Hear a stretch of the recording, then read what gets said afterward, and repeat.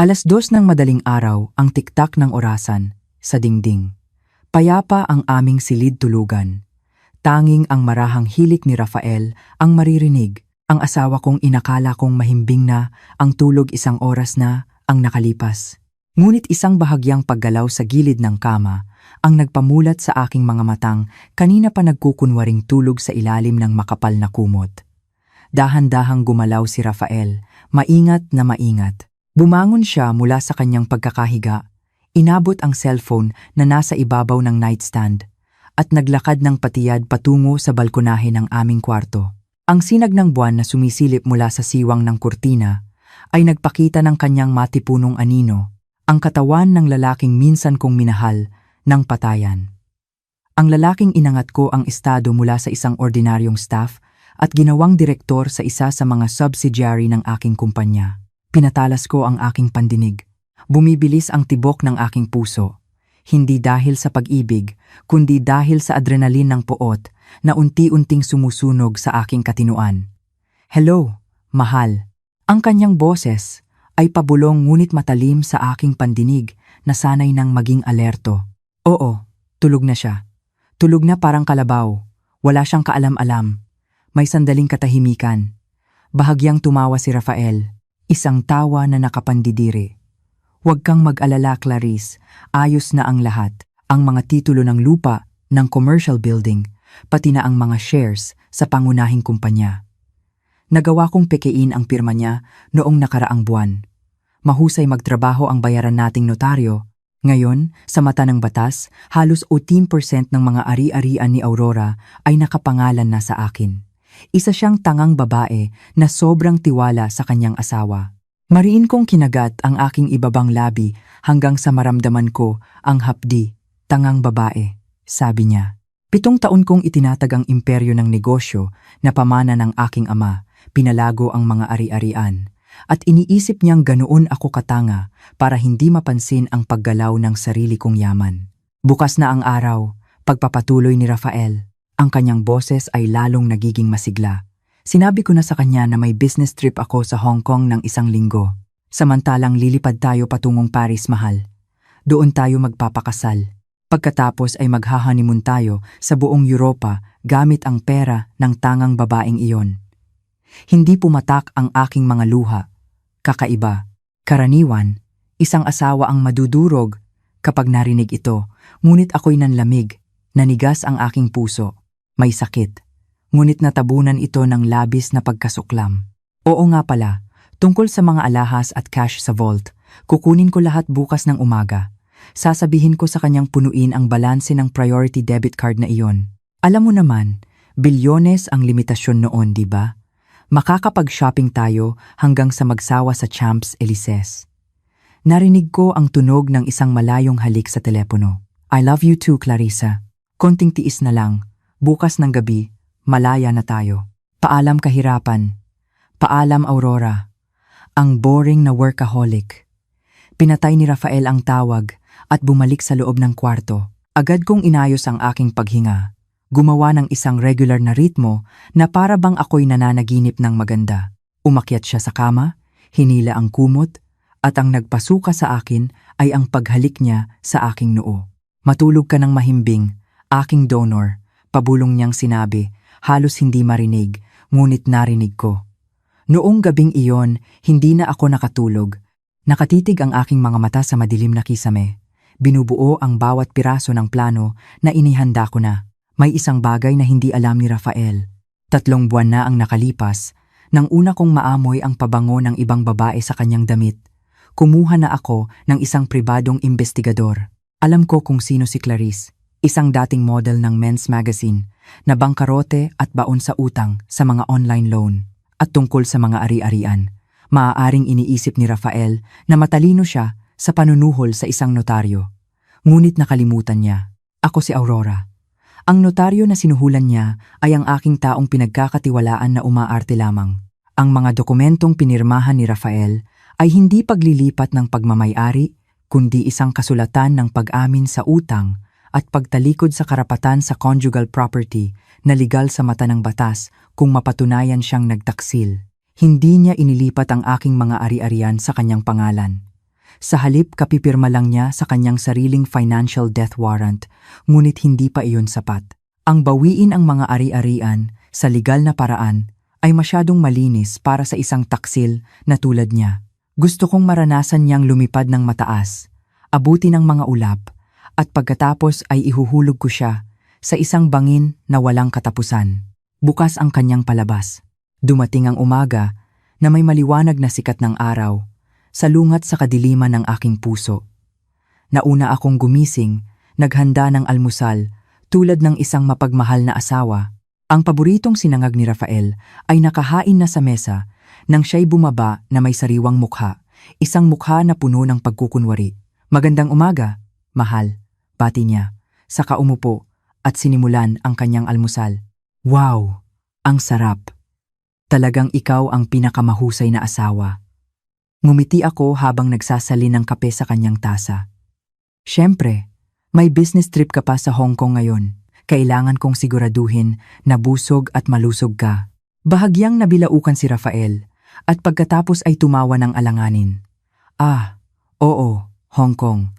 Isang malaking proyekto. Baka maging abala ako. Kaya kung bihira akong mag-reply sa mga mensahe, huwag kang magagalit, ha? Naiintindihan ko, mahal. Nagtatrabaho ka naman ng husto para sa ating kinabukasan at para kay Dalisay, malambing kong sagot. Si Dalisay, ang aming nag-iisang anak na 5 taong gulang, ay natutulog pa sa kanyang silid. Mabuti na lang at hindi niya nakikita ang mapagkunwaring mukha ng kanyang ama ngayong umaga. Biglang inilapag ni Rafael ang kanyang kutsara. Naging seryoso ang kanyang mukha. Naka-activate na ang kanyang manipulative mode. "Aurora, ganito kasi. Para sa mga operasyon doon, kailangan ko ng malaking liquid na pondo. Limitado na ang company credit card dahil sa pagbabayad sa mga vendor kahapon. Pwede bang mag-transfer ka sa personal debit card ko? O kaya punuin mo ang account ko ng mga 40 milyong piso. 40 milyon. Isang napakalaking halaga para sa isang linggong business trip. Gusto niya talagang ubusin ang yaman ko bago tumakas. Tinitigan ko siya ng malalim sa mata. Walang bahid ng pagkakasala doon. Tanging kasakiman. 4 milyon? Hindi ba't masyadong malaki iyon para sa akomodasyon? May mga client entertainment, mahal. Alam mo naman, kailangan ng puhunan para makumbinsi ang mga investor. Kapag nakuha ang proyekto, babalik ang pera ng 10 beses, pangungumbinsi niya. Hinawakan niya ang aking kamay. Ang kamay na kagabi ay may hawak ng cellphone para tawagan ang kanyang kalaguyo. "Sige," sabi ko na may matamis na ngiti. "Mamayang tanghali, itatransfer ko. Mag-focus ka na lang sa paghahanda." Isang ngiti ng tagumpay ang gumuhit sa kanyang mga labi. "Salamat, mahal." Pagsapit ng tanghali, nagsimulang kumilos si Rafael. Sumilip ako mula sa siwang ng pinto ng aking opisina sa bahay. Binuksan niya ang vault na ang code ay ibinigay ko sa kanya bilang isang tanda ng pekeng tiwala. Mabilis niyang kinuha ang mga tumpok ng US dollars, mga alahas na diamante na pamana ng aking ina, isang Rolex na relo, at ilang gintong bara. Inilagay niya ang lahat ng iyon sa isang maliit na itim na backpack. Pagkatapos, inilagay niya ang backpack sa loob ng isang malaking maleta na may tatak na Louis Vuitton.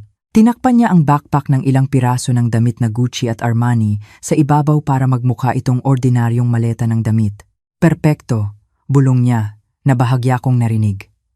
Pagsapit ng hapon, tunay ngang nag-transfer ako ng 40 milyong piso sa kanyang account. Isang notifikasyon ang pumasok sa kanyang cellphone at siya'y napasigaw sa tuwa. "Pumasok na ang pera. Ang galing mo talaga, Aurora." "Mag-ingat ka sa daan, mahal," sabi ko nang walang emosyon. Dumating ang gabi. Naligo si Rafael at naghanda. Sinabi niyang hating gabi ang lipad ng kanyang eroplano, kaya aalis siya papuntang airport ng 10:00 ng gabi. Habang naghihintay, nakipaglaro muna siya kay Dalisay hanggang sa makatulog ang bata. 9:00 ng gabi, pumasok si Rafael sa banyo para dumumi. Isang karaniwang gawin niya kapag kinakabahan. Ito na ang pagkakataon ko. 10 minuto lang. Sa puso kong kumakarera, pumasok ako sa walk-in closet. Doon, inihanda ko na ang isang maletang Louis Vuitton na eksaktong kapareho ng modelo, kulay, hanggang sa maliit na gasgas sa hawakan ay ginaya ko Ang pagkakaiba lang ay ang laman. Binuksan ko ang totoong maleta ni Rafael. Sumalubong sa akin ang kislap ng ginto at mga tumpok ng dolyar. Nang hindi nagsasayang ng oras, isinara ko ito muli at itinago sa pinakamataas na aparador sa likod ng mga tumpok ng bed cover. Pagkatapos ay hinila ko ang peking maleta na inihanda ko. Ano ang laman? Isang mapanuyang ngiti ang sumilay sa aking labi. Ang laman nito ay hindi diamante o pera. Ang laman nito ay mga tumpok ng luma at maruruming duster ng aming kasambahay, mga basahan sa kusina na mamantika, ilang piraso ng ladrilyo para magkapareho ang bigat, at mga tumpok ng lumang dyaryo. Sa pinakaibabaw, naglagay ako ng isang set ng murang damit panloob ng babae na butas-butas at isang papel na may maikling mensahe. Isinara ko ang time bomb na maleta, ikinandado, at inilagay sa eksaktong pwesto kung saan naroon ang orihinal na maleta kanina. Tapos na. Makalipas ang 1 minuto, lumabas si Rafael mula sa banyo. Mukha siyang sariwa at mabango. Tiningnan niya ang maleta. Walang bahid ng hinala. Aalis na ako. Aurora, paalam niya. Kinaladkad niya ang maleta. Mabigat din pala ang dala mo. Para sa 1 linggo. Huwag mong kalimutan ang pasalubong, sabi ko. Pinipigilan ang tawang malapit ng sumabog sa aking lalamunan.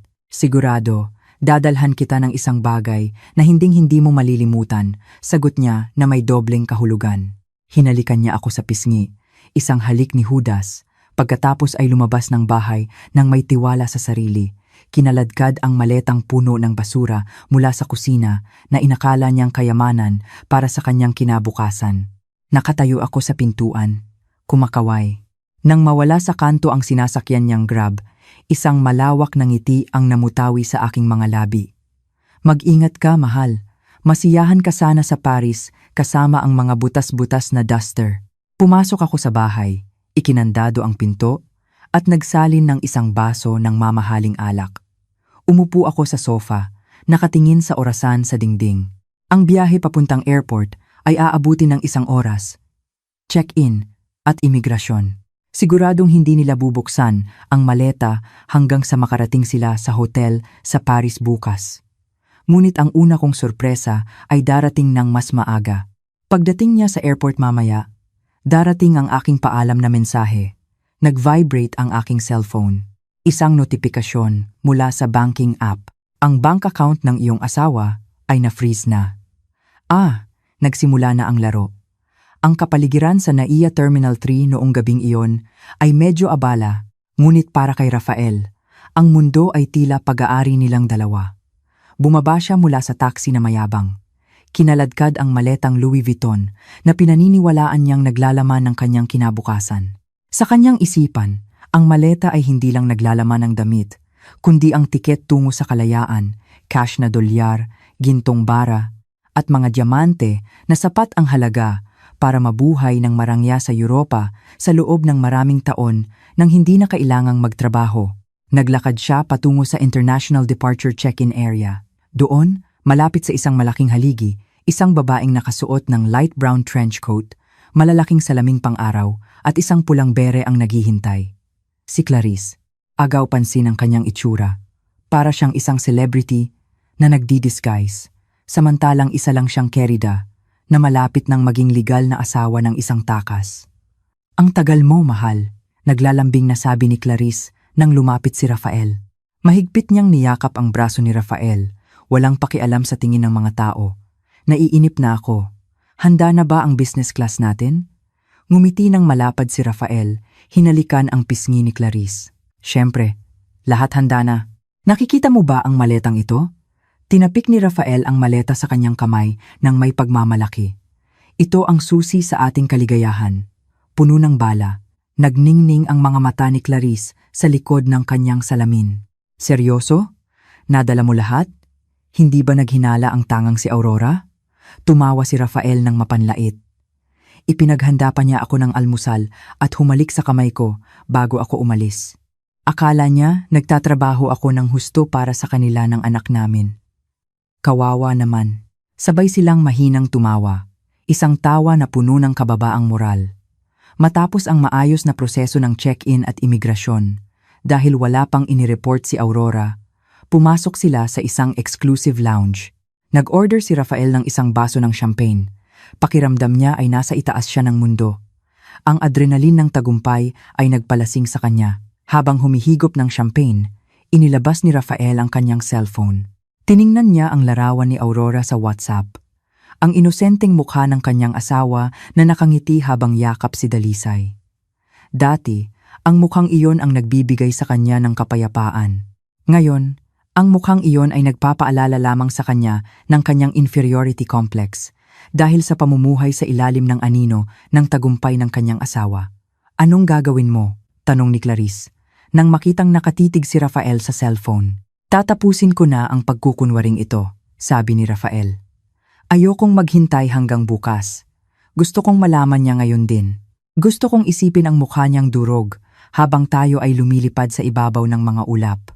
Ngumisi ng masama si Clarice. Gawin mo, mahal, para malaman niya kung sino ang nanalo. Sumayaw ang mga daliri ni Rafael sa screen ng cellphone. Nag-type siya ng mensahe na matagal na niyang binuo sa kanyang isipan. Mga salitang idinisenyo para manakit, manginsulto at wasakin ang mentalidad ni Aurora. Nang walang pag-aalinlangan, pinindot niya ang send button. Sa kabilang dako ng lungsod, sa loob ng marangyang bahay na ngayon, ay tahimik na. Nakaupo ako sa sofa sa sala na may hawak na isang baso ng pulang alak. Pinatay ko ang mga ilaw, tanging ang liwanag mula sa telebisyon na walang tunog ang nag-iilaw sa aking mukha. Nag-vibrate ang aking cellphone sa ibabaw ng marmol na mesa. Sinulyapan ko ito. Lumitaw ang pangalan ng asawa ko sa screen. Oras na. Kinuha ko ang cellphone ng mahinahon. Binuksan ang lock at binasa ang mahabang mensahe na kadarating lang. Hoy, tangang babae. Para malaman mo, habang binabasa mo ito, malapit na akong lumipad. Hindi ako pupunta sa Hong Kong. Pupunta ako sa Paris kasama si Clarice, isang babaeng mas kayang magpasaya sa akin kaysa sa iyo na matigas at boring. Mula ngayon, hinihiwalayan na kita. Huwag kang umasang babalik pa ako. Ang yaman mo, kinuha ko na lahat. Tingnan mo ang vault mo na walang laman. Mga titulo, cash, alahas, lahat nasa kamay ko na. Dito sa maletang dala ko. Ang mga bank account mo, naubos ko na rin. Akala mo matalino ka? Dahil may kumpanya ka? Isa ka lang kaawa-awang mahirap na babae ngayon. Paalam, Aurora. Masiyahan ka sa bago mong buhay bilang isang mahirap na byuda. Ako at si Clarice ay mabubuhay na parang hari at reyna sa Europa gamit ang pera mo. Binasa ko ang mensahe ng isang beses, pagkatapos ay 2 beses, walang luha, walang pagwawala. Ang mayroon lang ay isang matinding pagkakatuwa. Talagang may tiwala siya sa sarili. Talagang iniisip niyang nanalo na siya. Iniisip ni Rafael na ihahagis ko ang cellphone na ito sa dingding. Sisigaw, iiyak, at tatawagan siya habang nagmamakaawa. Gusto niyang panoorin ang drama na iyon. Ngunit ako ay isang chess player, hindi isang artista sa teleserye. Gamit ang mga daliring hindi nanginginig, nag-type ako ng isang maikling tugon. Pinili ko ang pinakamalawak na ngiting emoticon. Isang dilaw na mukha na may naniningkit na mga mata at kitang-kita ang ngipin. Okay, magsaya kayo. Iyon lang, 3 salita at isang simbolo na kumakatawan sa pagkamatay ng kanyang ego mamaya. Pagkatapos pindutin ang send, agad kong binuksan ang contacts app. Hinanap ko ang numero ni Ginoong Reyes, ang priority bank manager na namamahala sa lahat ng aking corporate at personal accounts. Hello? Ma'am Aurora, gabi na po, may maipaglilingkod po ba ako? Magalang ang boses ni Ginoong Reyes. Ginoong Reyes, pasensya na sa abala. Gusto kong i-activate ang Security Protocol Level 1 na pinag-usapan natin noong nakaraang linggo, sabi ko nang walang emosyon. Sandaling katahimikan sa kabilang linya. Alam na alam ni Ginoong Reyes kung ano ang ibig sabihin noon. Sigurado po ba kayo, ma'am? Ito po ay mag-freeze sa lahat ng access ng supplementary cards na nakapangalan kay Sir Rafael, kasama na ang priority debit card na kalalagay nyo lang ng limit at ibablock ang kanyang mobile banking access. Ang mga assets ay totally locked. Gawin mo ngayon, Ginoo. Ngayon din. At isa pa, i-report ninyo ang kanyang mga credit card bilang ninakaw para kung susubukan niyang gamitin sa ibang bansa, lulunukin ng machine o hahawakan siya ng security. Opo ma'am, pinoproseso ko na po, ayos na po. Lahat ng access ni Sir Rafael ay paralisado na simula ngayon. Salamat, Ginoong Reyes. Magandang gabi. Pinatay ko ang tawag, lalo pang lumawak ang aking ngiti. Sa himpapawid, hawak ni Rafael ang isang financial time bomb. Bumalik tayo sa airport lounge. Kumunot ang noo ni Rafael nang dumating ang sagot ni Aurora. Okay, magsaya kayo. Tiningnan ni Rafael ang screen ng kanyang cellphone nang may pagkalito. Bakit ganito lang? Bulong niya. Bakit? Nagalit ba? Tanong ni Clarice na sabik na lumapit. Hindi. Nagpadala pa siya ng ngiting emoticon at sinabing, magsaya kayo, sagot ni Rafael na may tono ng hindi paniniwala. Hindi siya nagmura, hindi tumawag. Humalakhak si Clarice. Ang kanyang tawa ay matinis na ikinalingon ng ilang tao. Siguradong na-shock yan. Nag-short circuit ang utak niya o hindi pa niya tinitingnan ang vault. Akala niya siguro nagbibiro ka. Mahal, hayaan mo na. Mamaya, kapag nalaman niyang walang laman ang vault at zero na ang bank account niya, doon na siya mababaliw. Sinubukan ni Rafael na i-rationalize ang sitwasyon. Tama si Clarice. Baka akala ni Aurora ay isang prank ito o sobrang nabigla siya kaya hindi makapag-react ng normal. Kakaibang babae talaga. Hayaan na nga. Ang mahalaga ay malaya na tayo. Narinig ang boarding call para sa mga pasahero ng business class. Tumayo sila. Kinaladkad ni Rafael ang maleta na may pag-aari. Hindi niya pinahintulutan ang porter na dalhin ito. Ito ang buhay ko, isip niya. Naglakad sila patungo sa gate. Habang dumadaan sa mga petugas na sumusuri ng tiket, nakaramdam si Rafael ng kaunting kaba. Takot na baka nag-report na si Aurora sa pulis. Ngunit ngumiti lang ang petugas at pinapasok sila. Nakahinga ng maluwag si Rafael. Ligtas. Nagtagumpay talaga ako. Sa loob ng eroplano, umupo sila sa mga upuan na maaaring gawing kama. Lumapit ang isang flight attendant na nag-aalok ng inumin. Welcome. Nag-order ulit si Rafael ng champagne. Para sa ating bagong buhay, sabi ni Rafael. Itinaas ang kanyang baso kay Clarice. Para sa mga bagong Hermes bags at shopping sa Paris, sagot ni Clarice, sabay kindat. Nagsimulang gumalaw ang eroplano patungo sa runway. Tumingin si Rafael sa bintana, pinapanood ang mga kumikinang na ilaw ng Maynila na unti-unting lumalayo habang umaangat ang eroplano. Pakiramdam niya ay isa siyang hari na iniiwan ng kanyang luma at gumuho ng kaharian para magtayo ng bagong palasyo. Paalam Maynila, paalam Aurora, bulong niya. Hindi niya alam na ang mga card sa kanyang wallet ay mga piraso na lang ng plastic na walang silbi. Hindi niya alam na ang maleta sa compartment sa itaas ng kanyang ulo ay naglalaman ng mga luma at mabahong duster. Hindi niya alam na ang babaeng tinawag niyang tanga ay kalmadong nakaupo sa bahay, minomonitor ang kanilang bawat galaw at naghahandang pakawalan ang mga asong mangangaso pagdating nila doon. Ipinikit ni Rafael ang kanyang mga mata, iniisip ang sarili na naglalakad sa Champs-Élysées, pumapasok sa isang Louis Vuitton boutique at binibilhan si Clarice ng lahat ng gusto nito gamit ang platinum debit card ni Aurora. Ang imahinasyong iyon ay napakaganda, napakatotoo, mahal, bulong ni Clarice sa tabi niya. Ang kanyang ulo ay nakasandal sa balikat ni Rafael. Pagdating natin sa Paris, didiretso tayo sa 5-star hotel na iyon, di ba? Gusto kong magpaspa. Masakit ang buong katawan ko. Kahit ano para sa iyo, aking reyna. Mayroon tayong 40 milyong piso sa card at milyon-milyong dolyar sa maleta. Kahit bilhin mo pa ang Eiffel Tower, susubukan kong ibigay. Biro niya. Nagtawanan ulit sila.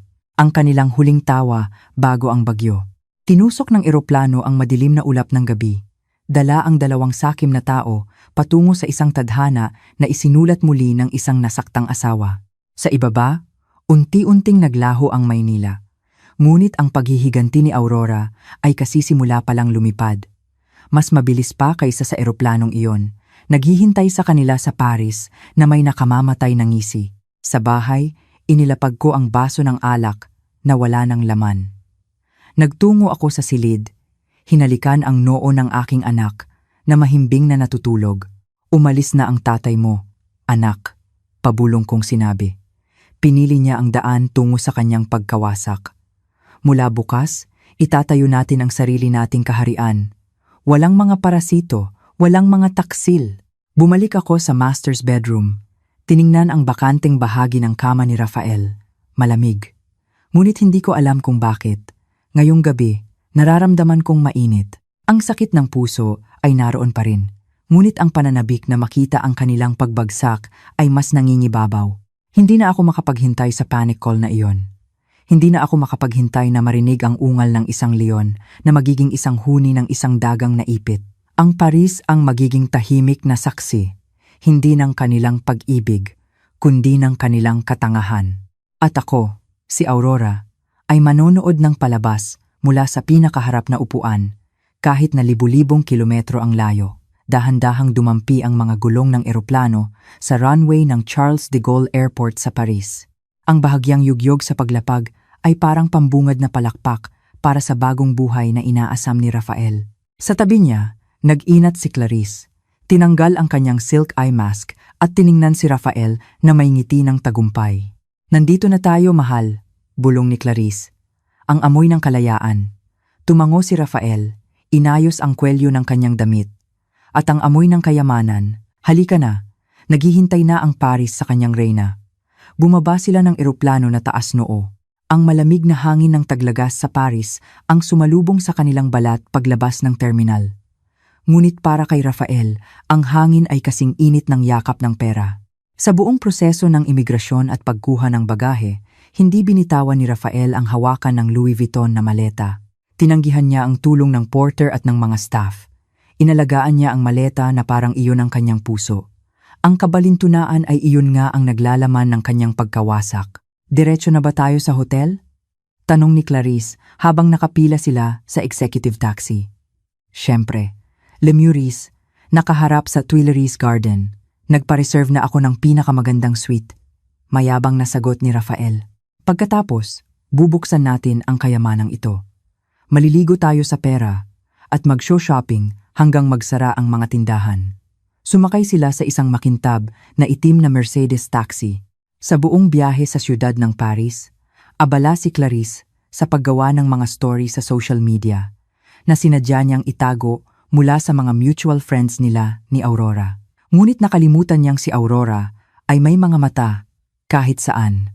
Si Rafael naman ay nakangiti lang habang pinagmamasdan ang Eiffel Tower sa malayo, pakiramdam niya ay nasakop na niya ang mundo. Pagdating sa marangyang 5-star hotel, isang unipormadong bellboy ang nagbukas ng pinto para sa kanila. Ang isang dambuhalang chandelier na kristal sa lobby ay sumasalamin sa kintab ng marmol na sahig. Naglakad si Rafael patungo sa reception desk nang may tiwala sa sarili. Samantalang si Clarice ay umupo sa isang velvet na sofa, nagkukunwaring abala sa kanyang cellphone para magmukhang isang socialite. Bonjour, monsieur. May I help you? Magalang na bati ng babaeng receptionist sa Ingles na may matinding French accent. May reservation ako sa pangalan ni Rafael Pratama, Presidential Suite. Mayabang na sabi ni Rafael habang inilalagay ang kanyang pasaporte sa mesa. Saglit na nag-type ang receptionist sa kanyang computer. Oui, Monsieur Pratama. Para po sa deposit at full payment ng kwarto para sa isang linggo, maaari ko po bang mahiram ang inyong credit card? Siyempre, inilabas ni Rafael ang isang makintab na itim na priority debit card. Ang card na pinaniniwalaan niyang naglalaman ng 40 milyong piso na transfer ni Aurora kahapon. Iniabot niya ito ng may estilo. Ipinasok ng receptionist ang card sa machine. Sandaling katahimikan. Beep. Isang pulang ilaw ang umilaw. Kumunot ang noo ng receptionist. Sinubukan ulit. Beep. Pulauli. Pumanin, monsieur. Decline po ang card. Magalang niyang sabi. Ngunit bahagyang nagbago ang kanyang tingin. Tumawa ng bahagya si Rafael. Isang pilit na tawa. Imposible. Priority card yan na walang limit. Baka sira ang machine ninyo o mahina ang koneksyon. Subukan mo ulit. Sinubukan ng babae sa pangatlong beses. Pareho pa rin ang resulta. Declined pa rin, monsieur. Ang nakalagay po ay pick-up card. Dapat po itong i-hold for security reasons. Pero dahil bisita po kayo, ibabalik ko na lang. May iba pa po ba kayong card? Nagsimulang mamasa ang mukha ni Rafael. Ramdam niya ang malamig na pawis na tumutulo sa kanyang likod. Ito ay siguradong system error ng bangko sa Pilipinas. Mga walang kwentang bangko, bulong niya. Gamitin mo ito. Inilabas ni Rafael ang kanyang personal na platinum credit card na isang supplementary card mula sa pangunahing account ni Aurora. Beep, declined. Inilabas ni Rafael ang pangatlong card. Declined. Humahaba na ang pila sa likod ni Rafael. Ang ibang mga bisita na mararangya ang kasuotan ay nagsimulang magbulungan at tumingin sa kanya ng may pangmamaliit. Isang tingin na parang nagsasabing, sino itong pulubing Asyano na nagpapanggap na mayaman? Si Clarice, na napansin na ang sitwasyon, ay agad na lumapit. Anong nangyayari, mahal? Bakit ang tagal? Nakakahiya sa mga tao, bulong niya na may inis. Lahat ng card, error. Lintik, pabulong na sabi ni Rafael, nagpapanik. Dala mo ba ang credit card mo? Gamitin mo muna ang sayo. Papalitan ko ng cash pagbukas natin ng maleta. Milyon-milyong dolyar ang nasa maleta. Huwag kang mag-alala. Inirapan siya ni Clarice. Ano ka ba? Sabi mo handa na lahat. Nakasimangot. Inilabas ni Clarice ang sarili niyang credit card. Isang card na may saktong limitasyon na pinakaiingat-ingatan niya. Sa kabutihang palad, gumana ang card ni Clarice para sa deposito ng isang gabi. Isang gabi lang, monsieur? Tanong ng receptionist.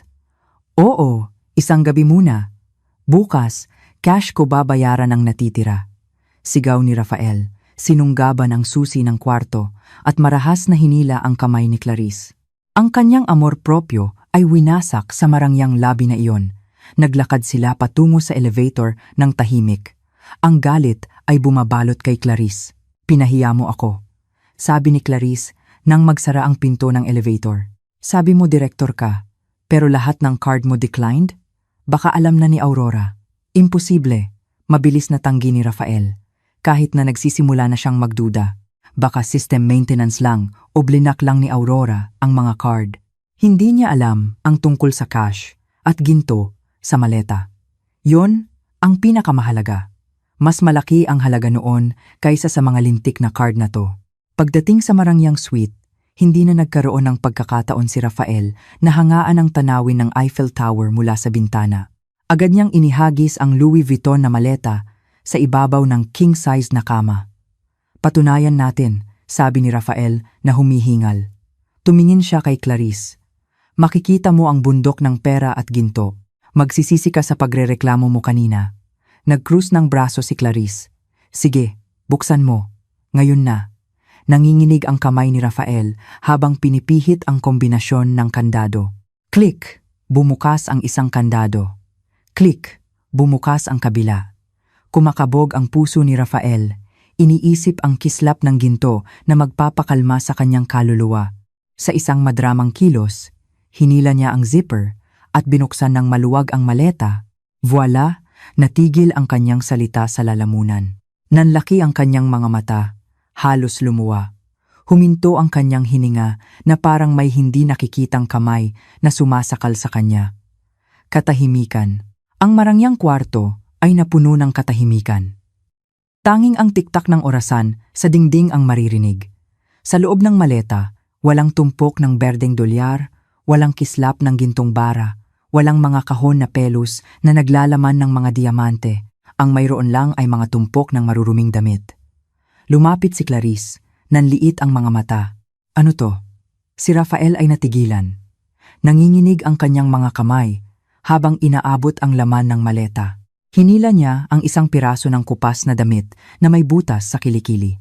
Ito ay isang lumang duster ni Manang Lorna, ang kanilang kasambahay. Hinila niya ang isa pang tela. Isang basahan sa kusina na may mga mantsa pa ng mantika at tuyong sarsa. Ang amoy ay masim. Ang amoy ng lumang pawis at pampalasa ay agad na kumalat sa loob ng mabangong kwarto ng hotel.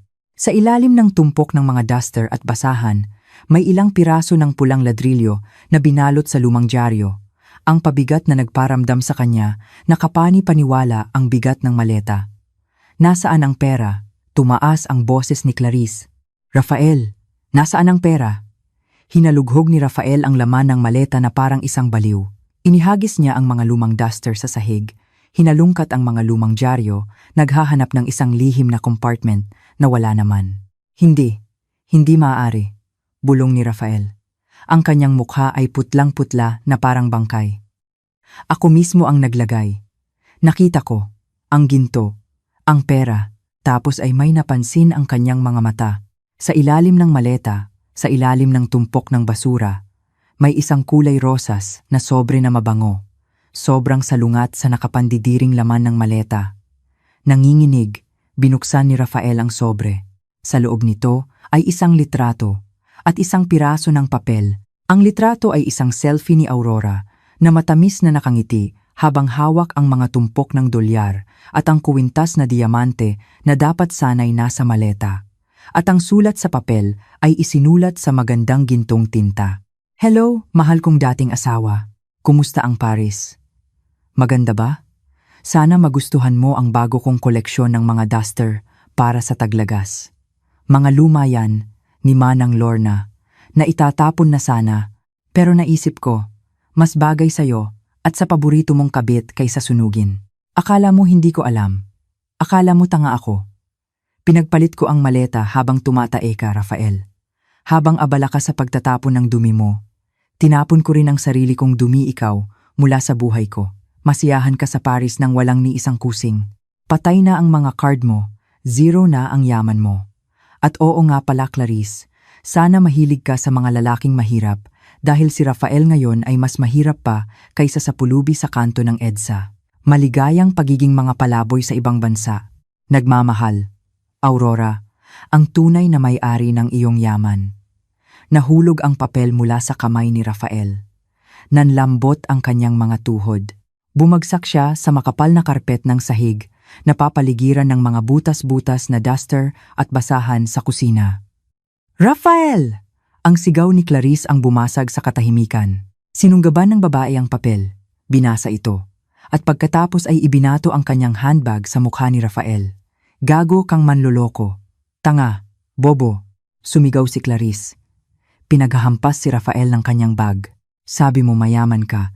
Sabi mo nakuha mo na lahat. Basura lang pala ang dala mo. Nasa Paris tayo, Rafael. Nasa Paris na walang pera. Sapat lang ang card ko para sa isang gabi dito. Anong kakainin natin bukas? Paano tayo uuwi? Hindi sumagot si Rafael. Nakatitig lang siya sa tumpok ng mga ladrilyo. Gumuho ang kanyang mundo. Ang kisame ng hotel ay parang bumagsak sa kanya. Naalala niya ang ngiti ni Aurora kaninang umaga, ang paghalik niya sa kamay nito. Ang sinangag. Magsaya kayo, ang mensahe ni Aurora. Ngayon, naiintindihan na niya, hindi iyon isang pagbati. Iyon ay isang hatol na kamatayan. Sa labas ng bintana, kumikinang ng maganda ang Eiffel Tower. Tila pinagtatawanan ang dalawang tangang tao na kadarating lang mula sa tuktok ng mundo patungo sa pinakailalim ng impyerno sa loob lamang ng ilang minuto. Ang unang gabi sa Paris na dapat sana'y puno ng pagnanasa at karangyaan ay naging isang suntukan na walang referee. Ang presidential suite sa Hotel Le Meurice ay magulo na ngayon, hindi dahil sa pag-iibigan, kundi dahil sa digmaan. Manloloko kang hayop ka, sigaw ni Clarice. Paus na ang kanyang boses dahil 2 oras na siyang walang tigil sa pagmumura. Inihagis ni Clarice ang unan, maliit na florera, hanggang sa menu ng room service kay Rafael na nakasulok sa sofa. Ang dating mayabang na mukha ni Rafael ay gusot na ngayon. May pulang gasgas sa kanyang pisngi, bakas ng kuko ni Clarice nang mag-agawan sila sa wallet para tingnan ang natitirang cash na iilang 100,000 piso at ilang barya lang pala ng euro. Clarice, kumalma ka muna. Kailangan nating mag-isip ng maayos. Pagtatanggol ni Rafael, itinaas ang kanyang mga kamay. Hindi mababago ng pagmumura ang laman ng maleta. Mag-isip ng maayos? Humalakhak si Clarice. Ang luha ng galit ay nagpatakbo ng kanyang maskara, kaya't mukha siyang multo. Kinaladkad mo ako sa ibang bansa. Nangako ng matatamis na bibili ng Hermes bag, maglilibot sa Europa. Pero basura lang pala ang dala mo. Alam mo, Rafael, iniwan ko ang dati kong sugar daddy para sa'yo. Itinaya ko ang lahat dahil akala ko nagtagumpay ka sa panloloko sa asawa mo. Ikaw pala ang naloko ng husto. Ang mga salitang iyon ay tumusok sa puso ni Rafael. Naloko ng husto. Paulit-ulit sa kanyang isipan ang mga salitang iyon. Ang imahe ng nakangiting si Aurora habang inaabot sa kanya ang maleta ay patuloy na bumabagabag sa kanya. Gaano siya katanga, gaano siya naging kampante sa pag-aakalang si Aurora ay isang simpleng may bahay na walang alam. Si Aurora ay isang negosyante. Sanay siyang bumasa ng kilos ng kalaban at si Rafael, ang sarili niyang asawa, ang pinakamadaling basahin. Mayroon pa tayong tiket pa uwi, di ba? Biglang tanong ni Clarice. Ang kanyang mga mata ay nagningning sa pag-asa. Tingnan mo ang email mo. Tiket pa uwi. Agad na kinapa ni Rafael ang kanyang bulsa para sa cellphone. Sinubukan niyang buksan ang email confirmation ng flight, ngunit tila ayaw siyang iwan ng kamalasan. Lintik, sabi ni Rafael. Bakit? Huwag mong sabihing kinansela ang tiket natin? Nanginginig ang boses ni Rafael. Kadarating lang ng notifikasyon. Ang pagbili ng tiket ay kinansela ng pangunahing cardholder dahil sa hinala ng pandaraya. Si Aurora, kinansela niya ang tiket natin pauwi. Napasigaw ng malakas si Clarice at bumagsak sa sahig. Humagulgol siya habang pinapalo ang mamahaling karpet. Natrap sila sa ibang kontinente. Walang pera, walang tiket pauwi. At bukas ng umaga, kailangan na nilang umalis sa hotel na ito dahil ang deposito mula sa credit card ni Clarice ay sapat lang para sa isang gabi. Dumating ang umaga sa Paris na may kulay abong langit, na tila nakikiramay sa sinapit ng dalawang sakim na ito. Alas 11 ng umaga, tumunog ang telepono sa kwarto. Ipinaalala ng receptionist ang oras ng checkout. May kabigatan sa kanilang mga paa, lumabas sina Rafael at Clarice ng kwarto. Kumakalam ang kanilang mga tiyan. Hindi pa sila kumakain mula pa noong nasa eroplano sila. Ang gutom ay nagsimulang kumain sa kanilang katinuan, nag-iwan ng isang primal na instinct para mabuhay. Kinaladkad ni Rafael ang Louis Vuitton na maleta. Itinapon na niya ang laman nito. Ang mga ladrilyo at basahan ay iniwan niya sa basurahan ng banyo. Ngayon, ang maleta ay walang laman. Kasing gaan ng kanyang dignidad. Dala-dala pa rin niya ito dahil iyon na lang ang natitirang mahalagang bagay. Umaasang maibebenta ito sa isang flea market. Sa lobby, ang dating magiliw na tingin ng receptionist ay naging malamig na ngayon. Ang susi ng kwarto, "Monsieur," sabi niya nang walang ngiti. Matapos ang proseso ng pag-aayos ng papeles, itinulak sila palabas ng umiikot na pinto ng hotel pabalik sa malamig na bangketa ng Paris. Ang hangin ng taglagas na tumatagos sa buto ang sumalubong sa kanila. Ipinulupot ni Clarice ang kanyang manipis na trench coat. Nanginginig siya hindi lang sa lamig, kundi sa takot. "Ano na ngayon?" tanong ni Clarice. "Gutom na ako, Rafael. Gusto kong kumain." "Gutom din ako, Clarice." "Huwag kang mag-inarte," sigaw ni Rafael. Ang stress ay nag-alis ng kanyang pasensya. "Halika, maghanap tayo ng libreng wifi. Kailangan kong tawagan si Aurora. Siya lang ang tanging paraan." "Hihingi ka ng tulong sa kanya? Wala ka bang hiya?" Pang-uuyam ni Clarice. "Wala akong pakialam sa hiya. Gusto mo bang mamatay sa lamig dito at maging palaboy?" Naglakad sila sa Rue de Rivoli. Ang mga pastry shop ay nagpapakita ng mga croissant at makaron sa kanilang mga salamin na nagpatulo ng kanilang laway. Ngunit hanggang lunok lang sila. Ang mga taong dumadaan ay nakaistilong damit, nagtatawanan at nag-enjoy sa buhay. Pakiramdam ni na Rafael at Clarice ay para silang mga dayuhang itinapon. Sa wakas, nakahanap sila ng isang pampublikong parke na may libreng wifi. Umupo si Rafael sa isang malamig na bangko. Nanginginig ang kanyang mga kamay habang binubuksan ang WhatsApp. Nandoon pa rin ang pangalan ng asawa ko. Dati gusto niya itong burahin, ngunit ngayon, ang pangalang iyon ang kanyang tanging pag-asa. Pinindot ni Rafael ang video call button. Nagri-ring. Nagri-ring. Halos lumabas ang puso ni Rafael. "Sagutin mo." "Aurora." "Pakiusap, sagutin mo." Biglang nagbago ang screen. Lumitaw ang mukha ni Aurora. Nakaupo siya sa kanyang malaking upuan sa opisina na nakasuot ng isang eleganteng puting blazer. Sa likod niya ay tanawin ng mga skyscraper ng Makati. Mukha siyang makapangyarihan, maganda, at ang pinakamasakit para kay Rafael, napakasaya. "Hello, dating asawa," sabi ni Aurora ng walang emosyon. Walang galit sa kanyang boses, tanging isang nakakatakot na katahimikan. Kumusta ang Paris? Nasiyahan ka ba sa pamimili? Aurora, basag ang boses ni Rafael. Halos maiyak na siya. Aurora, tulungan mo ako. Tulungan mo kami.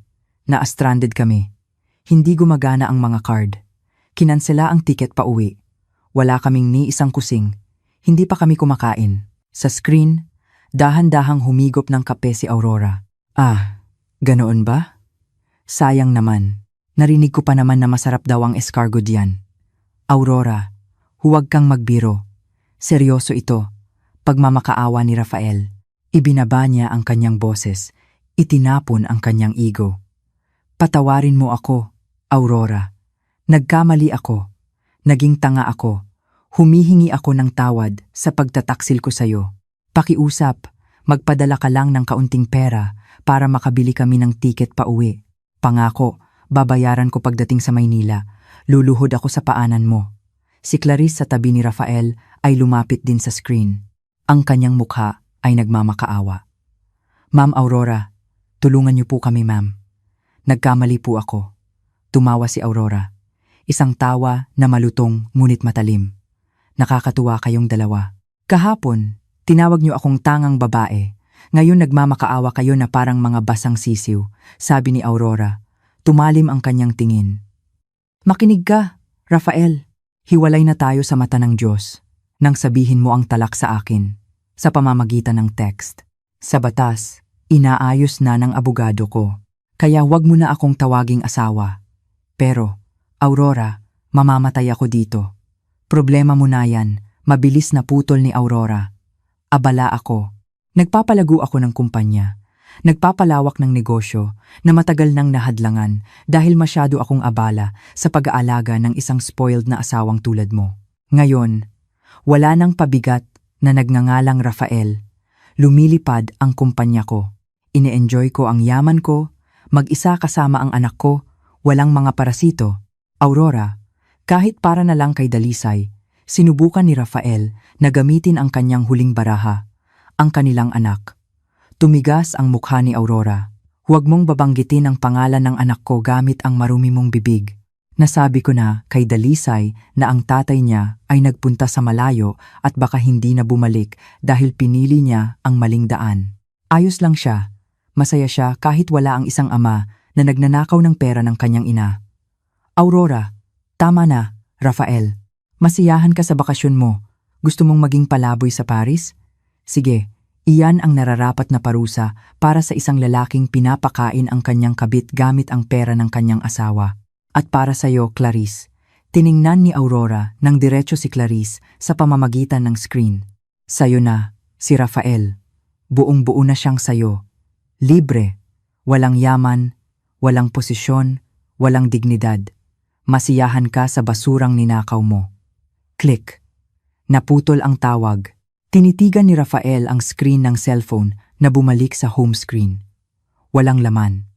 Ang kanyang huling pag-asa ay winasak ng walang awa. Hinayaan niya talaga tayong mamatay. Bulong ni Clarice. Putlang-putla ang kanyang mukha. Nagsimula nang lumubog ang araw. Nagsimula nang umilaw ang mga ilaw sa kalye.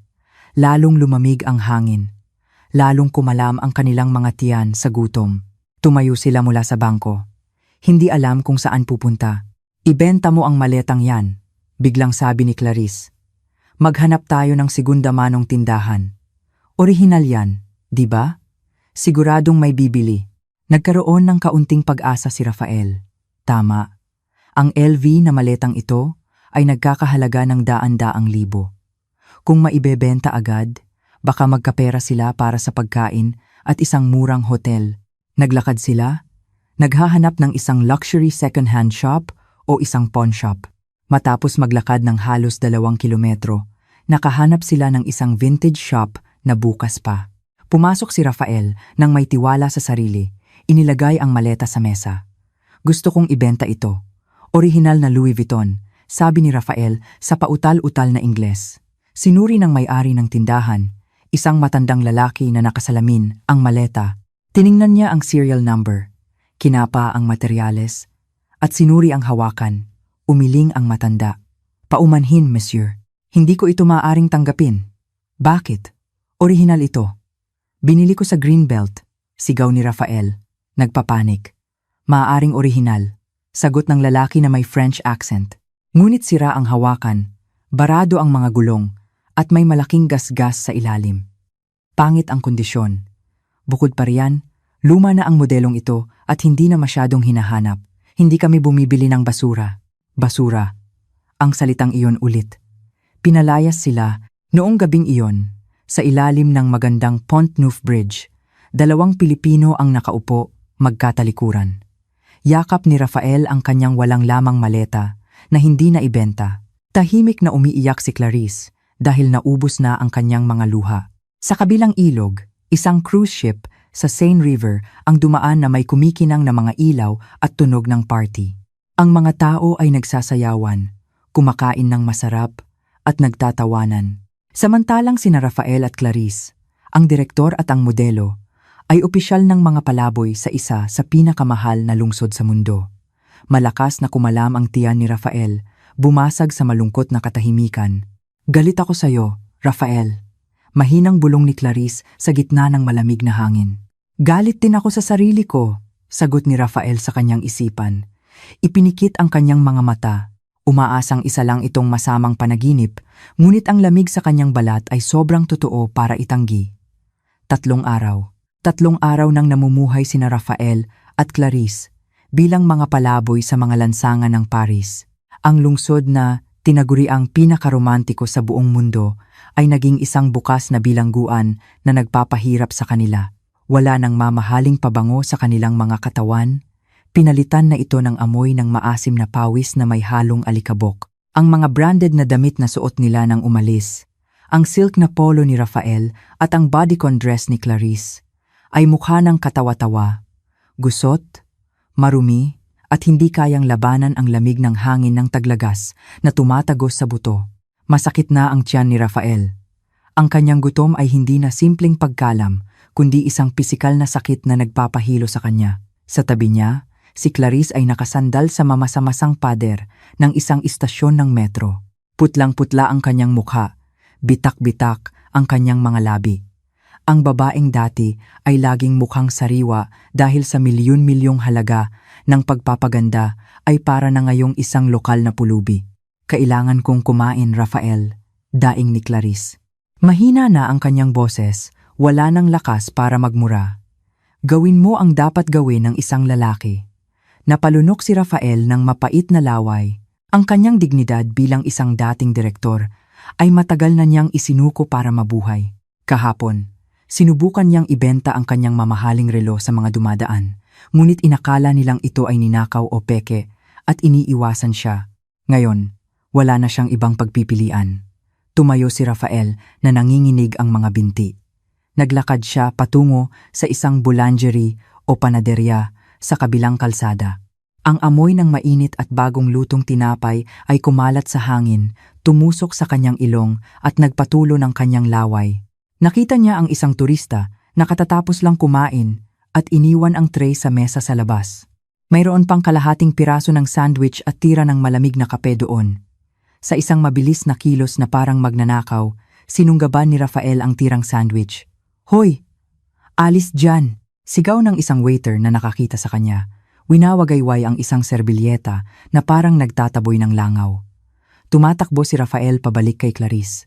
Yakap-yakap ang piraso ng tinapay na kinagatan na ng iba, na para bang iyon ay isang gintong bara. Heto, inabot ni Rafael ang tinapay kay Clarice. Tiningnan ni Clarice ang tinapay nang may pandidiri. "Tira-tira ito, Rafael. Binibigyan mo ako ng basura. Kainin mo o mamatay ka sa gutom," sigaw ni Rafael. Sumabog ang kanyang emosyon. Siya mismo ay kinagat ang dulo ng tinapay nang may kasakiman, wala nang pakialam sa kalinisan. Nang makita ni Rafael na kumakain, nanaig ang primal instinct ni Clarice. Ang pandidiri ay natalo ng gutom. Inagaw niya ang natitirang tinapay mula sa kamay ni Rafael at nilamon ito na parang isang hayop. Sa loob ng ilang segundo, naubos ang tinapay. Pareho silang humihingal, nagkatinginan na walang laman ang mga mata. Hindi busog, ngunit ang laman sa kanilang tiyan ay nagbigay daan sa kanila na mag-isip ng mas malinaw, na nagdala sa kanila sa katotohanan kung gaano kasira ang kanilang buhay. Kasalanan mo ang lahat ng ito, biglang sabi ni Clarice, pinupunasan ng mga mumo ng tinapay sa gilid ng kanyang labi. Nanlaki ang mga mata ni Rafael. Kasalanan ko, ikaw ang nagpumilit na pumunta sa Paris. Ikaw ang nag-udyok sa akin na ubusin ang yaman ni Aurora. Kung hindi dahil sa magastos mong pamumuhay, hindi ako gagawa ng ganito. Ah, so sinisisi mo ako? Tumayo si Clarice. Tumataas ang kanyang boses at nakakuha ng atensyon ng mga dumadaan. Ikaw ang tanga na nagpanggap na matalino, isang magaling na direktor, pero naloko ng sarili mong asawa.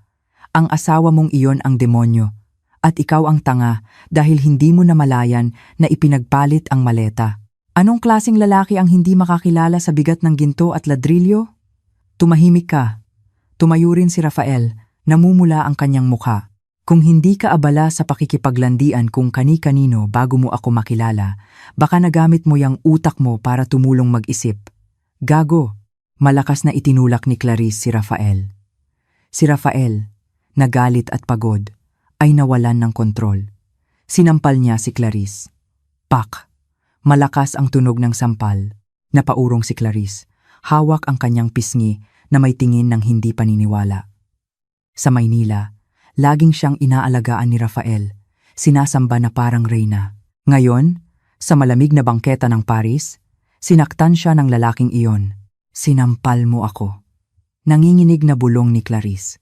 At pagkatapos ay sumigaw siya.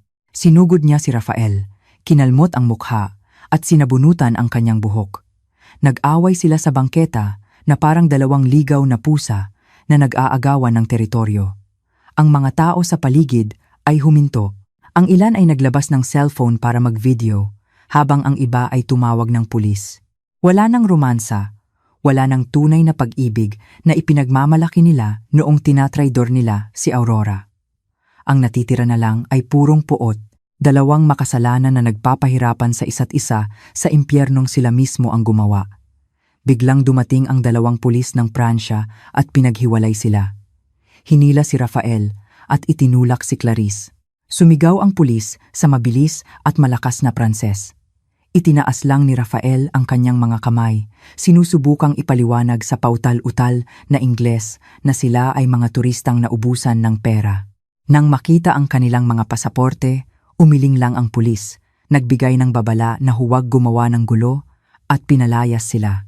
Sugatan, puno ng kalmot at durog ang puso, naglakad sila palayo, magkahiwalay ng 2 metro, hindi na magkahawak kamay.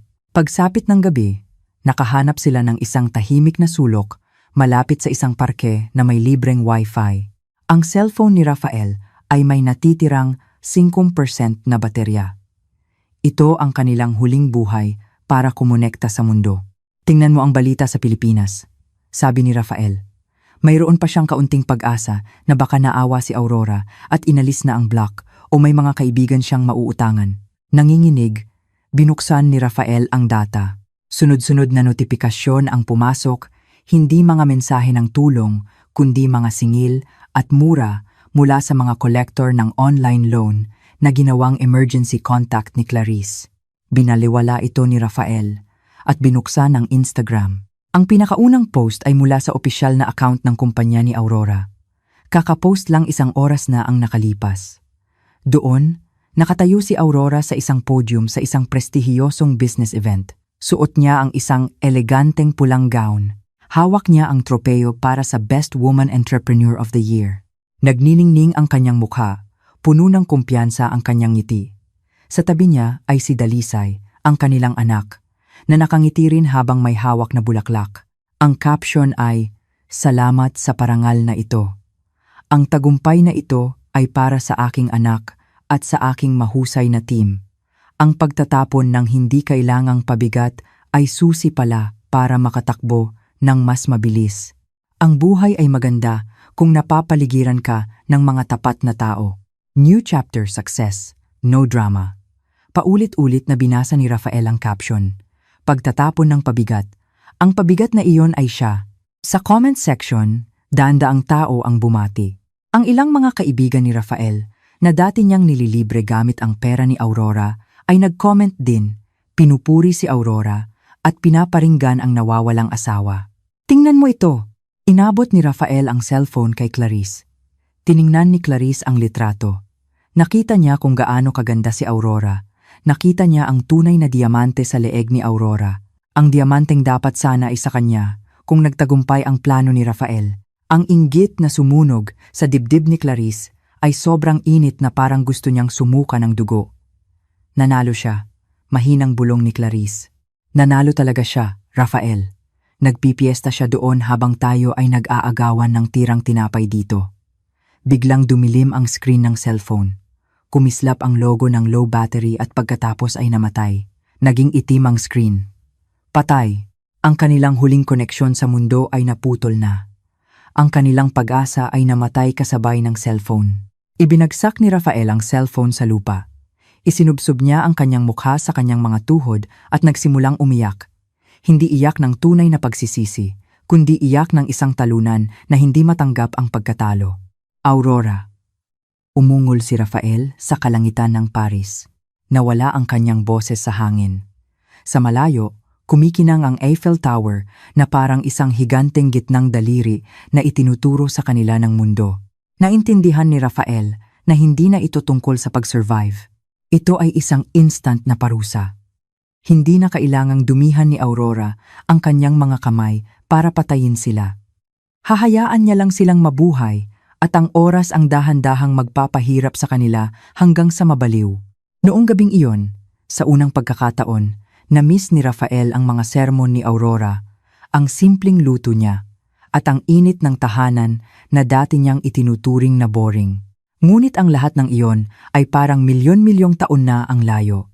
Hindi maabot ng maruruming kamay ng isang taksil. Lumipas ang 2 linggo. Ang Paris ay hindi na lungsod ng mga ilaw, kundi isang malamig na libingan para sa dignidad ni Rafael. Nagsimula nang bumagsak ang lamig ng taglamig, nagyayelo sa mga natitirang piraso ng kanyang pagkatao. Umalis na si Clarice, 3 araw na ang nakalipas. Nawala ang babae. Sumama sa isang matandang dayuhan na nakilala niya sa isang bar. Ipinagpalit ang kanyang katawan para sa isang mainit na sopas at isang kama. Iniwan si Rafael na mag-isa, yakap ang walang lamang Louis Vuitton na maleta sa isang mabahong pasilyo ng istasyon ng metro. Nang sa wakas ay nagsagawa ng regular na raid ang mga pulis ng imigrasyon, hindi tumakbo si Rafael. Sumuko siya na may blankong tingin. Tanggap na. Pasaporte na paso. Visa na paso. Illegal ka. Malamig na sabi ng opisyal habang ipinoposa siya. Sa loob ng sasakyan na magdadala sa kanya sa deportation center, tiningnan ni Rafael ang kanyang refleksyon sa salamin. Hindi na siya isang direktor o isang asawa. Isa na lang siyang pakete ng basura na handang ipabalik sa Pilipinas para harapin ang isang mas malupit na katotohanan. Lumapag ang eroplano ng Philippine Airlines sa NAIA habang malakas ang buhos ng ulan sa Maynila. Ang langit ay kulay abo at malungkot. Katulad ng kinabukasan ng lalaking nakaupo sa pinakalikurang upuan ng economy class. Sa pagitan ng 2 matipunong opisyal ng imigrasyon, umuwi na si Rafael Pratama. Ngunit ang kanyang pag-uwi ngayon ay ibang-iba sa kanyang pag-alis 2 linggo na ang nakalipas. Wala ng exclusive lounge, walang champagne, at walang mayabang na ngiti. Suot niya ang isang lumang hoodie na bigay ng social services ng Pransya. Payat ang kanyang mukha, tinubuan ng magaspang na balbas, at ang kanyang mga mata ay malalim at walang buhay. Ang amoy ng kanyang katawan ay pinaghalong maasim na pawis at kawalan ng pag-asa. Habang dumadampi ang gulong ng eroplano sa runway, naalala ni Rafael ang sandaling ipinadala niya ang malupit na mensahe kay Aurora. Paalam. Mahirap na babae, sulat niya noon. Sinampal siya ng kabalintunaan ng sobrang lakas na gusto niyang masuka. Ngayon, siya na ang mahirap sa yaman, mahirap sa dignidad, at mahirap sa moralidad. Lakad. Utos ng opisyal sa tabi niya nang huminto ang eroplano. Ginabayan si Rafael palabas. Umaasa siyang makakatakas siya palabas ng airport at maglalaho sa mga iskinita ng Maynila. Ngunit si Aurora ay isang chess master na laging nag-iisip ng 10 hakbang sa unahan. Hindi lang niya blinok ang mga ATM card. Siniguro rin niya ang isang karapat-dapat na pagsalubong para sa kanyang asawa. Paglabas mismo ng eroplano, 4 na pulis na nakauniporme ang naghihintay. Isa sa kanila ay may hawak na pulang folder. "Kayo po ba si Ginoong Rafael Pratama?" tanong ng pulis. Mahinang tumango si Rafael, nanginginig ang kanyang mga tuhod. "Inaaresto ka namin sa kasong paglustay ng pondo ng kumpanya, ang PT Arini Sejatera, na nagkakahalaga ng 15 bilyong piso, pamemeke ng mga dokumento at pagnanakaw ng mga alahas. Ito ang warrant of arrest." Hindi na nakapagtanggol si Rafael. Click.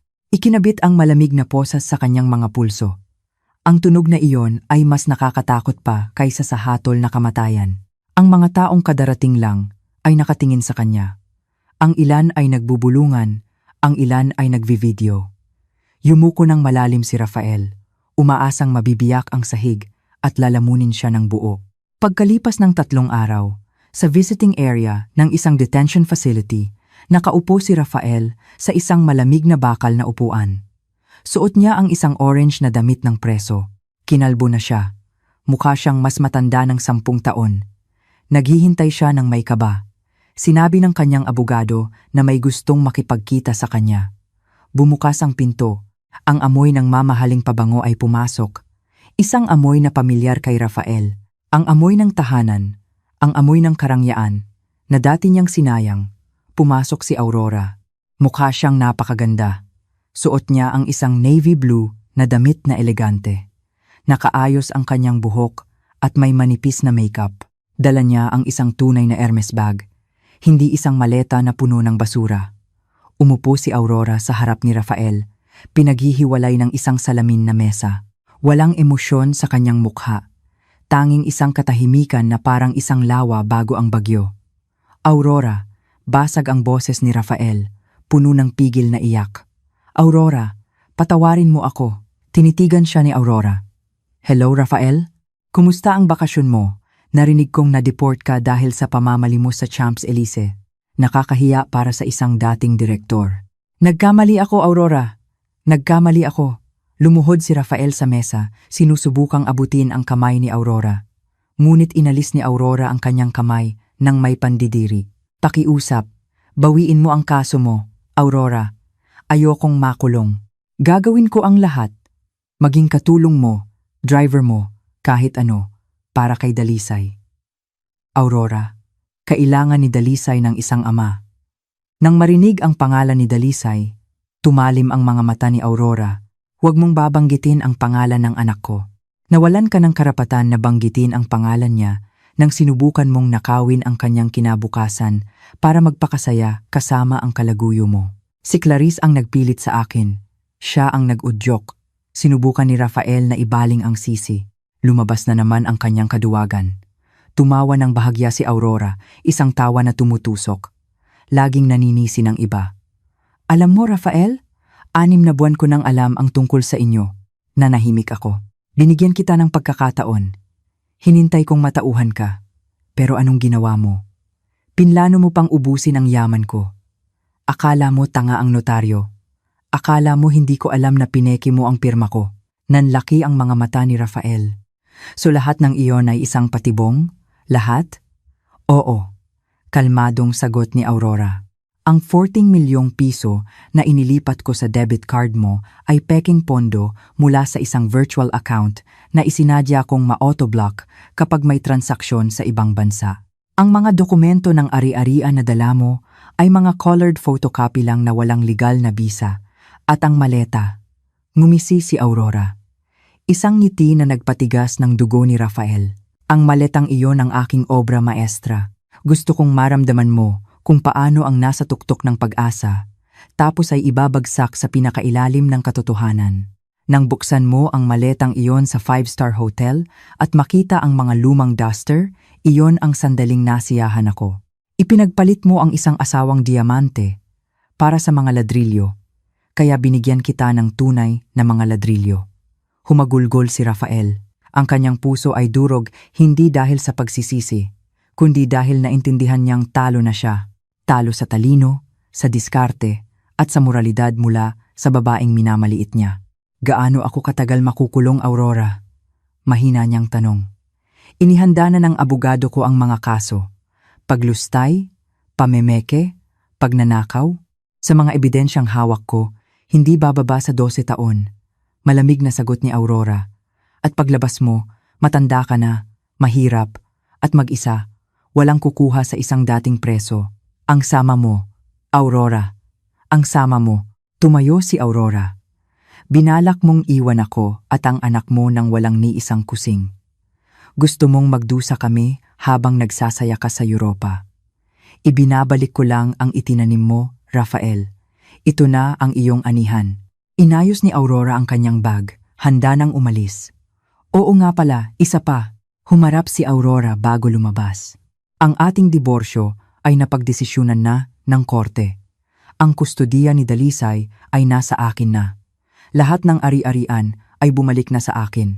At ang bahay ng mga magulang mo na isinanla mo para sa online sugal noong nakaraang taon, kukunin na sana ng bangko, pero binili ko.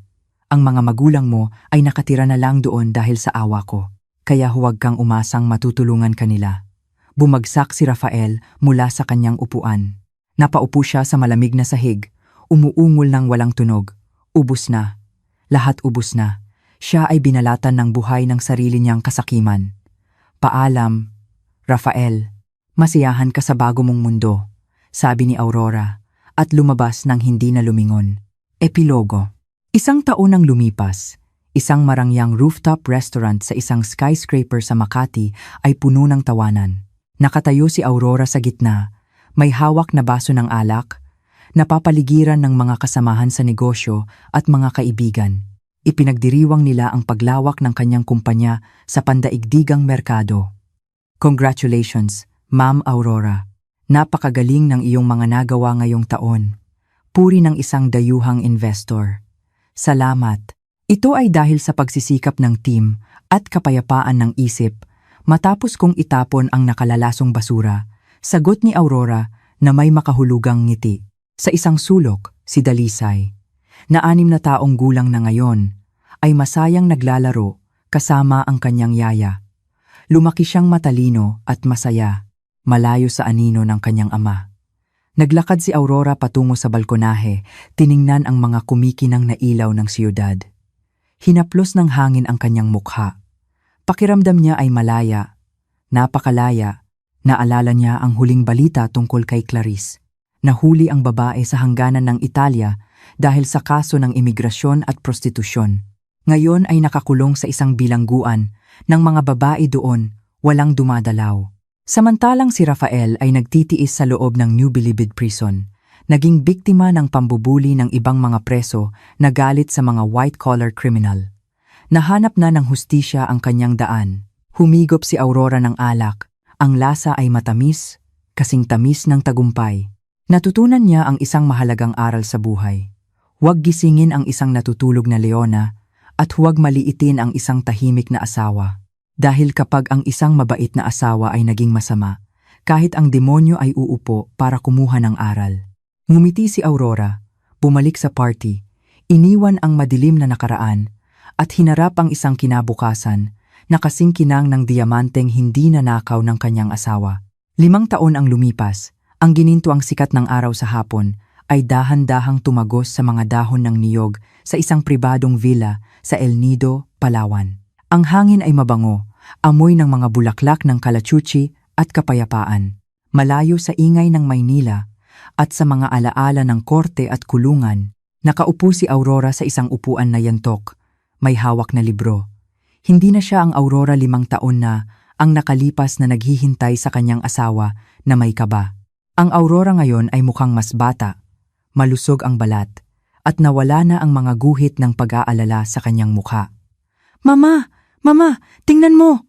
Ang masayang sigaw ay bumasag sa pag-iisip ni Aurora. Si Dalisay, na 10 taong gulang na ngayon, ay tumatakbo paakyat sa hagdan. Mahaba ang kanyang buhok at masaya ang kanyang mukha. Hawak niya ang isang maliit na gintong tropeyo. Nanalo ka na naman sa piano recital? Tanong ni Aurora. Iniaabot ang kanyang mga kamay para yakapin ang kanyang anak. Opo, sabi ng mga hurado, perpekto raw ang fur elise ko. Sabi rin ni Tito Adrian, tama raw ang tempo ko. Ngumiti ng malapad si Aurora, hinalikan ang ulo ni Dalisay. Ang galing talaga ng anak ni Mama. Proud na proud ako sa'yo. Ang pangalang Adrian na binanggit ni Dalisay ay nagpalingon kay Aurora mula sa daan. Isang matipunong lalaki na nakasuot ng puting linen na polo ang naglalakad. Si Adrian, isang kilalang landscape architect na nakilala ni Aurora sa isang charity project 2 taon na ang nakalipas. Ang lalaking ito ay ibang-iba kay Rafael. Hindi kailanman nagtanong si Adrian tungkol sa bank account ni Aurora. Hindi siya humiling ng mga mamahaling bagay. Siya pa nga ang laging nagpapaalala kay Aurora na magpahinga. Minahal ni Adrian si Dalisay na parang sarili niyang anak, hindi bilang isang paraan para manipulahin ang ina nito. "Congratulations, Princess," bati ni Adrian habang inaabot ang isang strawberry gelato kay Dalisay. "Salamat po, Tito Adrian." Kinuha ni Dalisay ang ice cream at tumakbo papunta sa duyan. Umupo si Adrian sa tabi ni Aurora. Hinawakan ang kanyang kamay. "Masaya siyang lumalaki, Aurora. Nagtagumpay ka." Tiningnan ni Aurora si Dalisay. Uminit ang kanyang puso. Dati, ang pinakamalaki niyang takot ay ang lumaki si Dalisay na may trauma mula sa isang sirang pamilya. Ngunit ang pag-aalis pala ng lason ang nagpatubo sa puno.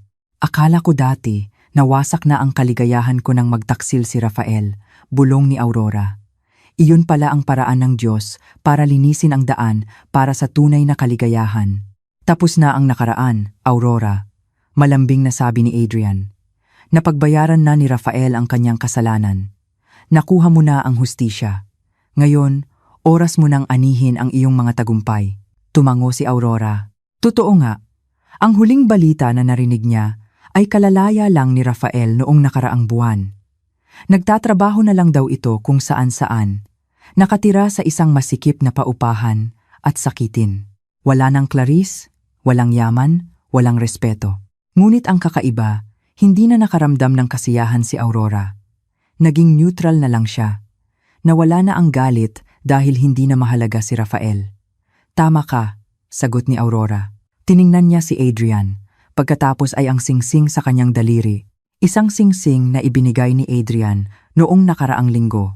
"Panalo na ako," bulong ni Aurora sa sarili. Hindi dahil nawasak si Rafael, kundi dahil nakabangon si Aurora. Napalaki niya ng maayos ang kanyang anak. Pinalago niya pa ang kanyang negosyo. At ang pinakamahalaga, nabuksan niya ulit ang kanyang puso para sa isang malusog at tunay na pag-ibig. Lumubog na ang araw. Nag-iwan ng kulay ube na langit. "Halika na, maghapunan na tayo," yaya ni Adrian. Naglakad sila papasok sa mainit at maliwanag na villa. Ang tawanan ni Dalisay, ang amoy ng pagkain, at ang init ng isang maliit na pamilya ay pumuno sa silid. Sa labas, maaaring madilim, ngunit sa puso ni Aurora, kasisikat pa lang ng araw at mas maliwanag pa kaysa dati. At diyan po nagtatapos ang kwento ni Aurora. Isang kwento ng pagtitiis, katatagan, at isang matamis na paghihiganti na nauwi sa tunay na kapayapaan. Habang kayo'y nakikinig, nasaan man kayo sa mundo sa mga sandaling ito, ano kaya ang inyong ginagawa? Kayo ba'y naglalakbay pauwi mula sa trabaho, nagpapahinga sa inyong tahanan, o marahil ay nag-iisip-isip kasama ang isang tasa ng kape? Nais kong malaman, ano ang inyong naramdaman? Anong bahagi ng kwento ang pinakatumatak sa inyong puso? May aral ba kayong napulot na nais ninyong ibahagi? Hinihikayat ko kayong i-share ang inyong mga saloobin sa comment section sa ibaba. Bawat isa sa inyo ay may boses at kwento, at nasasabik akong mabasa ang mga ito. Kung kinalugdan ninyo ang paglalakbay na ito, kasama si Aurora, isang maliit na pakiusap lang po. Pakipindot naman ang like button at mag-subscribe sa ating channel. Malaking tulong po ito upang makagawa pa tayo ng mas marami pang kwentong magbibigay inspirasyon at aral sa ating lahat. Mula sa aking puso, maraming salamat sa inyong oras at pakikinig. Hanggang sa susunod nating kwentuhan, mag-iingat po kayong lagi.